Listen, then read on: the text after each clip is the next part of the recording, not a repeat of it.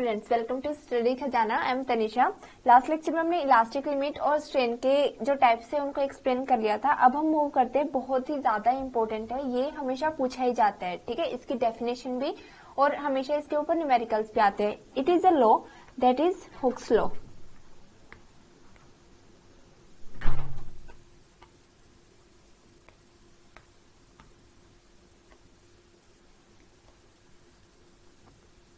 ठीक है, सॉरी,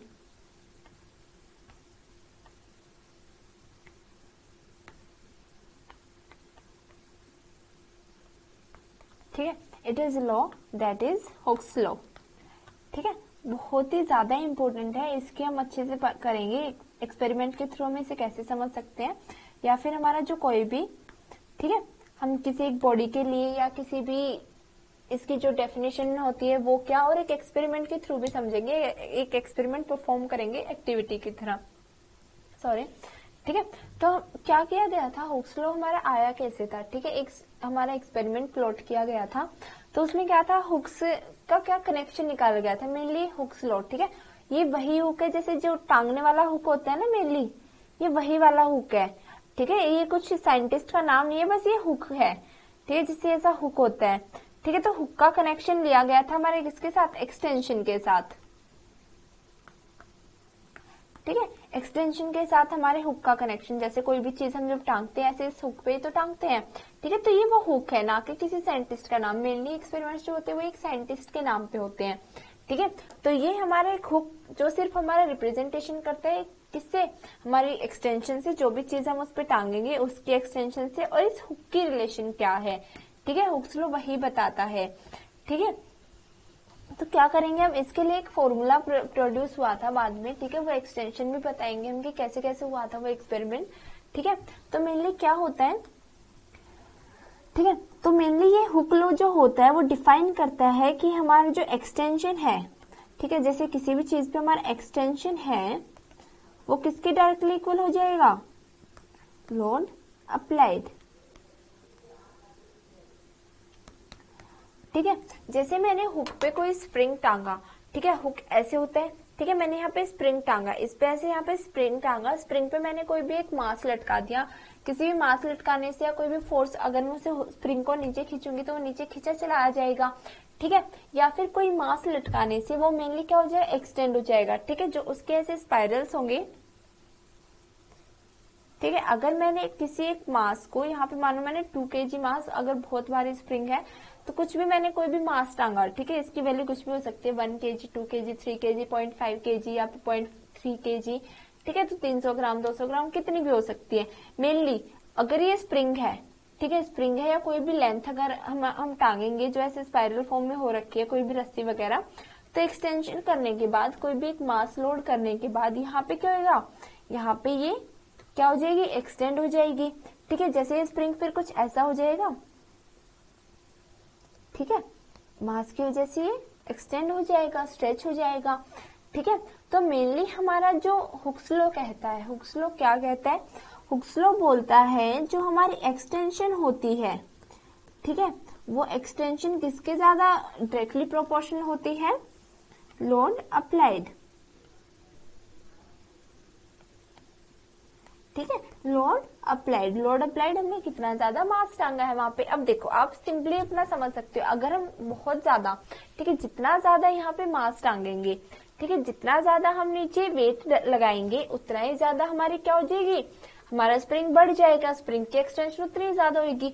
अगर मैंने 2 kg लगाया तो उसकी कुछ एक्सटेंशन मान लो 0.5 हुई, ठीक है, 0.5 वो बढ़ा, ठीक है। मैंने 3 kg लगाया तो 0.7 बढ़ जाएगा ना, थोड़ा और मास उसको किसके, अर्थ की टुवर्ड्स खींचेगा, ठीक है, पुल करेगा अर्थ की टुवर्ड्स, तो ठीक है। ऐसे में 4 kg टांगूंगी तो कुछ 0.8 हो जाएगा, ठीक है। फिर अगर मैं 5 kg टांगूंगी तो मान लो 1 से भी ऊपर बढ़ जाएगा, ठीक है, जैसे उसकी ट्वाइस वैल्यू हो जाएगी। तो ऐसे रिलेशन भी आती है कि ट्वाइस वैल्यू हो जाती है तो लोड कितना अप्लाई हुआ होगा, ठीक है। तो ऐसे न्यूमेरिकल्स करेंगे बाद में।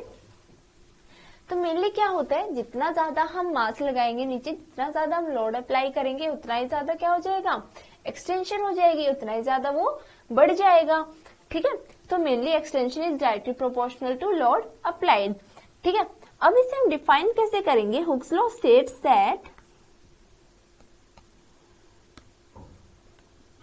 Hooke's law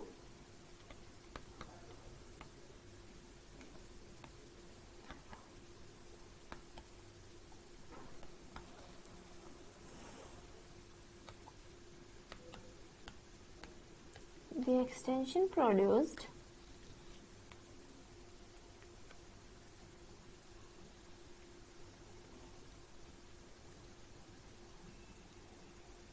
ठीक है, the extension produced in the wire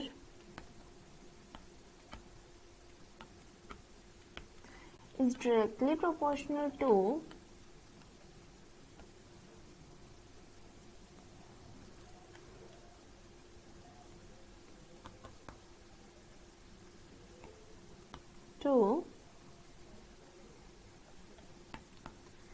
the load applied within the elastic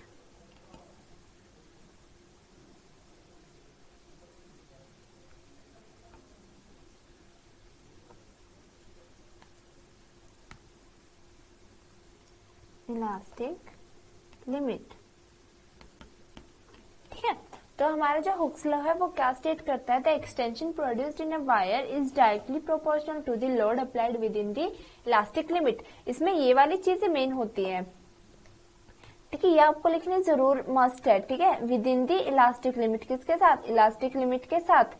ठीक है, क्योंकि बियॉन्ड इलास्टिक लिमिट क्या हो जाता है? वो हमेशा के लिए डिफॉर्म हो जाता है, अप टू विच वो क्या होता है? इलास्टिसिटी को रिगेन कर सकता है। तो हमेशा क्या रखना है कि with in the elastic limit, वो हमारे इलास्टिक लिमिट से एक्सटेंड नहीं करना चाहिए, बियॉन्ड नहीं जाना चाहिए, क्योंकि बियॉन्ड जाते ही वो क्या हो जाएगा?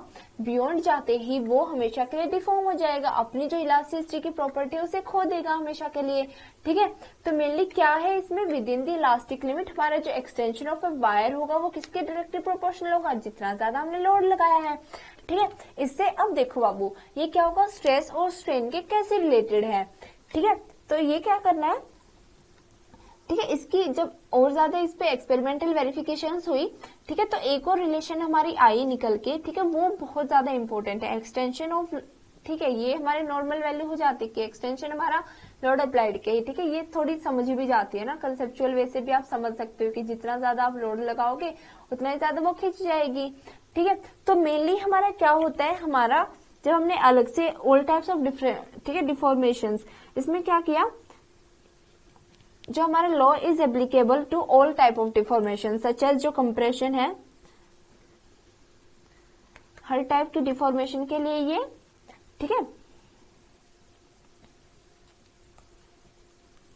ठीक है, आप किसी बॉडी को कंप्रेस करो या फिर बेंड करो या फिर ट्विस्ट करो एटसेट्रा। ठीक है, आप किसी भी टाइप की डिफॉर्मेशन करेंगे किसी भी बॉडी पे, ठीक है, तो ये हर एक बॉडी के लिए एप्लीकेबल है। ठीक है, कंप्रेशन, बेंडिंग, ट्विस्टिंग। ठीक है, तो क्या करना है? इसे जब मॉडिफाई किया गया तो क्या आया? इसकी एक बहुत ही ज्यादा इंपॉर्टेंट डेफिनेशन निकल के आई, वो क्या है? With in the elastic limit. ये लिखना बहुत ज्यादा मस्ट है। ठीक है, अगर ये 2 मार्क्स का तो 1 मार्क्स सिर्फ इसे ही लिखने के लिए मिलते हैं कि with in the elastic limit. ठीक है, तो आपको मार्क्स गेन करने हैं, तो इसलिए इस चीज को देखो कि आप कैसे मार्क्स गेन कर सकते हो। ठीक है, जो मार्क्स गेन करने के कुछ, ठीक है, जो जैसे कोई भी एबिलिटी होती है ना, जैसे आप देखो कोई भी जो शॉर्टकट्स होते हैं मार्क्स गेन करने के, ठीक है, कुछ टॉपिक्स ऐसे होते हैं जिनमें मार्क्स बड़ी सिंपली गेन हो जाते हैं।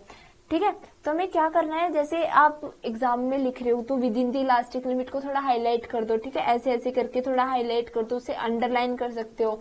ठीक है, ताकि एग्जामिनर थोड़ा जब चेक करे उसे रिलीफ मिले। जितना रिलीफ हम एग्जामिनर को अपनी कॉपी चेक करने में देंगे उतना ही अच्छा वो मार्क्स देगा हमें।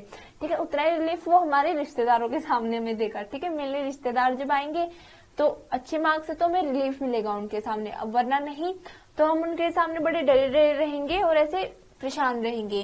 ठीक है, तो जितना ज्यादा आप रिलीफ एग्जामिनर को दोगे, ठीक है, कॉपी चेकर को दोगे, उतना ही रिलीफ वो आपको दे देगा। ठीक है, तो यहाँ पे भी न्यूटन्स का लॉ लग जाता है, इक्वल एंड अपोजिट रिएक्शन। जितना ज्यादा रिलीफ आपने उनको दिया उतना ही ज्यादा रिलीफ आपको मिल गया। ठीक है, तो आप अपनी फिजिक्स को रिलेट कर सकते हो। ठीक है, नॉर्मली आप अपनी डेली लाइफ में, हमारी फिजिक्स तो होती है, तो आप अपनी कॉपी चेकिंग में भी कैसे रिलेट कर रहे हो ना। ठीक है, तो अच्छे से खुश होके पढ़ा करो, बड़े अच्छे मार्क्स आएंगे फिजिक्स में, डरने की कोई बात नहीं है। ठीक है, तो अब क्या करना है, जैसे मैं लिख रही हूँ with in the elastic limit,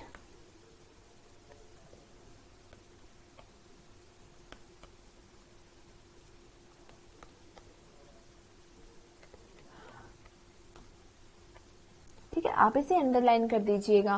with in the elastic limit the stress developed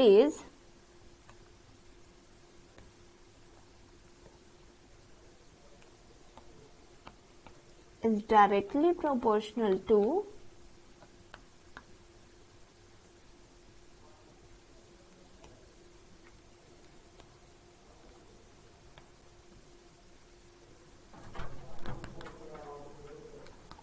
the strain produced in a body।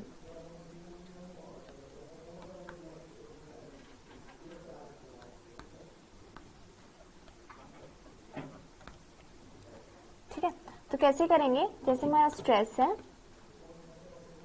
Is directly proportional to strain.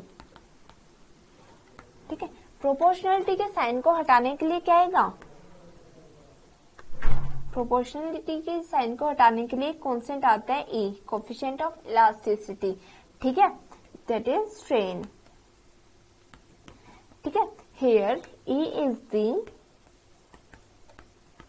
Coefficient of elasticity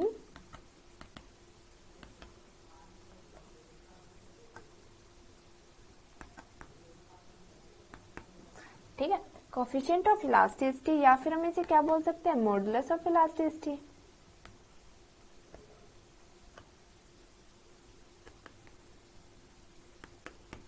ठीक है, ये क्या हो जाएगा, देखो अब मेरा क्या होता है, stress is equals to E multiply by strain. अगर मैं स्ट्रेन को लेके आऊंगी इस तरफ, ठीक है, तो हम क्या कोफिशिएंट ऑफ इलास्टिसिटी को कैसे डिफाइन कर सकते हैं, it is the ratio of stress to the strain. ठीक है, इसके भी हम टाइप्स होंगे, वो हम नेक्स्ट लेक्चर्स में पढ़ेंगे। अब हम क्या करें, पहले हुक्स लॉ ही कर लेते हैं। ठीक है, इसकी एक बार एक्सपेरिमेंटल वेरिफिकेशन के बारे में पढ़ लेते हैं। ठीक है, कि हमारा हुक्स लॉ आया कैसे था। ठीक है, तो मेनली क्या किया था, हमने किसी भी एक हुक पे किसी भी एक स्प्रिंग को टांगा। ठीक है, यहाँ पे हमने लगाया स्केल। ठीक है, ठीक है, जैसे यहाँ पे हमने लगाया स्केल। ठीक है, स्केल पे कोई भी रीडिंग्स है। ठीक है, तो जैसे इसकी रीडिंग्स देखो यहां तक आ रही है, जैसे यहां तक मानो, जैसे यहाँ पे 4, ठीक है, यहाँ पे 5। अगर मैंने कोई मास टांगा इस पे, तो ये मास से थोड़ा एक्सपेंड हो जाएगा और मास यहाँ पे ऐसे, तो अब स्प्रिंग कितना हो जाएगा, कुछ 5.5 समथिंग। ठीक है, तो एक्सटेंशन हो गई इसकी 5.5 की। तो जो हमारा एक्सपेरिमेंट परफॉर्म किया गया था वो कैसे परफॉर्म किया गया था, जैसे पहले मैंने इस टांगा 2 kg और इसकी 5.5 हो गई 4 से, तो एक्सटेंशन कितना 1.5 का। मैंने इसे 3 kg टांगा, तो ये कुछ एक्सपेंशन हो गया 8 तक या 7 तक पहुंच गया, तो 3 तक का हो गया। ठीक है, इसी एक्सटेंशन मैंने 4 टांगा, तो ऐसे डिफरेंट डिफरेंट मासेज लिए गए। ठीक है, डिफरेंट डिफरेंट मासेज टांगने के बाद मैंने क्या किया, ठीक है, डिफरेंट मासेज के साथ हमने क्या किया कि देखा कि हमारी एक्सटेंशन पे क्या इफेक्ट पड़ा है। ठीक है, तो जब ये एक्सपेरिमेंट परफॉर्म हुआ था, तो ऐसे ही हमारा स्प्रिंग के साथ कुछ अलग अलग डिफरेंट मासेज लिए गए थे। ठीक है, उन मासेज की एक्सटेंशन के साथ क्या हुआ था, मासेज की एक्सटेंशन के साथ मासेज की, ठीक है, वैल्यू बढ़ने के साथ हमने क्या देखा कि एक्सटेंशन पे भी फर्क पड़ रहा है, एक्सटेंशन भी इंक्रीज हो रही है। ठीक है, तो ऐसे जितना ज्यादा मास हमने इंक्रीज किया उतनी ज्यादा एक्सटेंशन इंक्रीज होती गई। ठीक है, तो एक्सटेंशन इंक्रीज होने के बाद जब हमने एक ग्राफ प्लॉट किया, तो क्या आया हमारा स्ट्रेस, जब हमने एक ग्राफ प्लॉट किया लोड अप्लाइड और किसका, एक्सटेंशन का। ठीक है, तो जैसे मेरी मानो जब मैंने लोड अप्लाइड किया था 2 kg, तो वैल्यू कुछ आई 1.5। जब मैंने अप्लाई किया 4 kg, तो ये आई कुछ 3।